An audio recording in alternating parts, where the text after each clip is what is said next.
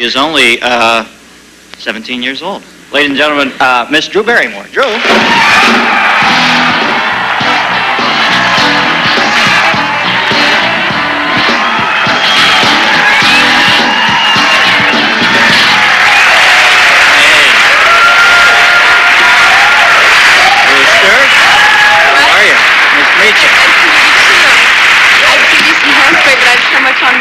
Yeah, you got a little product there. I could use some Tenax or something. You bring me any back from France?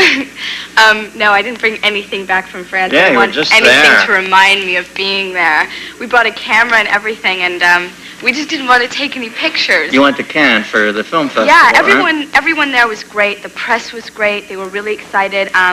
It was really refreshing because I have a boyfriend that I'm very in love with, and they were very excited to see young love, romance in Hollywood. They were great to us. Everybody at the festival that was there for the festival, that was great, but the people who live there don't like young Americans, and they were just really rude to us. Yeah, rude in France? Come on, Drew. No, you understand. We walked into Chanel. Yeah. Because I was looking for a pair of shoes, and I just, browsing on the street, walked in, and they walked us out. They thought we were trying to steal something. Right. And well, at least you're stealing the best. Really? No kidding. When I go and shoplift, I got to go to Chanel. So. Well, the France cracked me up. They passed that anti-smoking ordinance in public restaurants, and I was in France last year, and the nicest thing anybody did to me was blow smoke in my face. That is. Well, they just don't dig us over there because No they think kidding. we're like commoners. They really hate us. Yeah, but the festival itself must have been exciting. I see footage of that, and it just looks like the world's biggest crazy party, and right in the middle of it is always, Roger Ebert like some Macy's balloon on champagne, He is into that, Raj. Was it fun, the partying and all that? Yeah, it was really exciting. I only really went to one party because I was working so much while I was there that by the time the nighttime came, I passed right out. I was so tired. So I went to one party. And it was different. Jerry Lee Lewis was playing live, and he's allowed back in Europe. I guess so. Yeah. I saw a few people I knew, and that was about the most fun I had. Yeah. You were over there for Poison Ivy? Actually, I was over there for Gun Crazy, a film I have coming out in the fall. Oh well, let's take a break and we'll talk about Poison Ivy first. Then you can fill me in on Gun Crazy. We'll unravel the Drew Barrymore enigma right after this.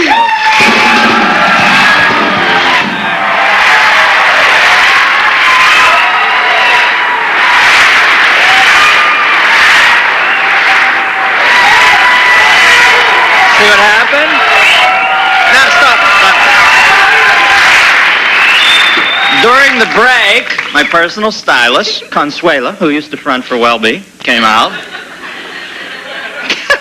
So tell me about Poison Ivy. It's doing well, isn't it? Yeah, it's doing as well as it can. They opened it in a very limited release, and only in Los Angeles and New York, and it's doing great for how many theaters it is in. I've been on a tour, doing a lot of publicity for it. I'm really happy with the way it came out, and I think it's good for right now to come out because there's so much craziness going on in the world that it's nice to go to a movie and see. Poison Ivy is really a fantasy film. It's nice to go into a theater and lose yourself for a couple hours. I really enjoy that myself, so I'm glad we could come out with a movie right now that helps people do that and just sort of, let your mind go and watch something sick and evil. What have you seen lately that you found cathartic yourself? What film have you dug? You seen anything you liked that took you away for 2 hours, or what? The last film that I absolutely just fell madly in love with was Fried Green Tomatoes. I like that film. I liked the film a lot, and I thought all those people were nice, but I think they flinched on the lesbianism a little, and that bugged me kind of. What do you mean? I don't mean that voyeuristically. I just mean I thought those two women were lovers, and I wish I would have seen them express some physical affection for each other. Yeah, no, No, I don't mean it like. I could give it. Listen, I'm 38. I don't get off watching women kiss each other, but I thought they obviously were lovers and should have kissed each other. I totally agree with Yeah, you. They were flirting crazily, and I was expecting I'm not something sitting to there happen. with my Well, if penis you in want my to go hand see two waiting for women him to kiss. kiss. Well, if you want to go see two women kiss, you can go see Poison Ivy. So. Oh. Drew?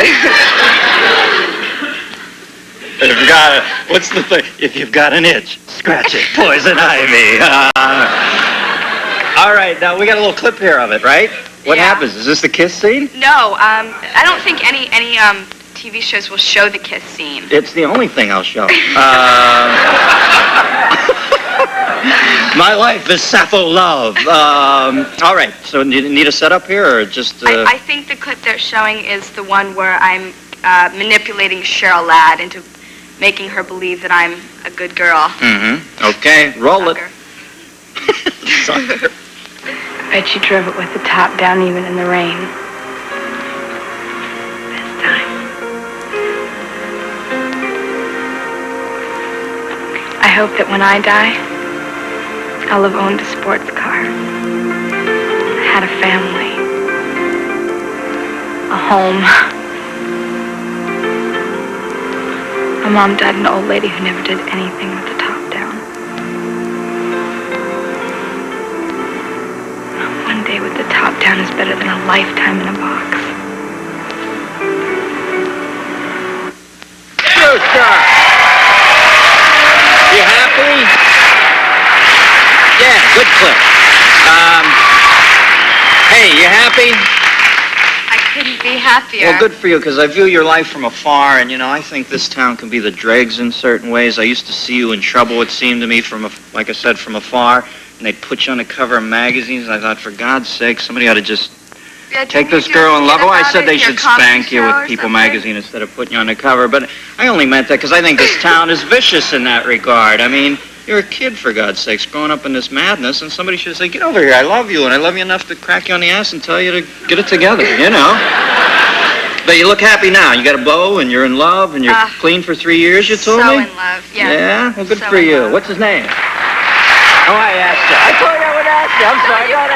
No, it's okay. Okay. No, I love talking about him. Yeah. I am constantly talking about him. His name's Jamie Walters, and he's just the sweetest, most wonderful man I've ever met. Oh, good. Everybody deserves to be happy. You've got that genuine look of happiness in your eyes. Not like showbiz, I got to film out happy, but No, truly. I mean, it's amazing because there's just so much gnarly, grotesque stuff going on in the world, and when you can surround yourself in such a loving environment like we do, and our careers are really going well, and I've got great friends, it's so wonderful. He can help you in the denarlification process. Well, you do look happy. I'm glad for you, Drew. I'm glad you came out the other side of it. You're stronger now and all that. Yeah. You're only 17. Mm-hmm. Beauty queen. All right, we'll be right back with music from Southside Johnny and the Asbury Jukes. Thanks, Drew.